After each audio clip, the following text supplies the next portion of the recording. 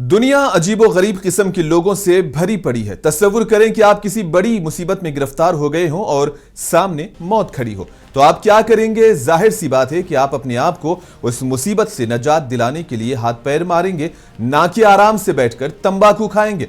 अब इस शख्स को ही देखिए, इसको अपनी जान से ज्यादा अपनी शराफत दिखाने की फिक्र है।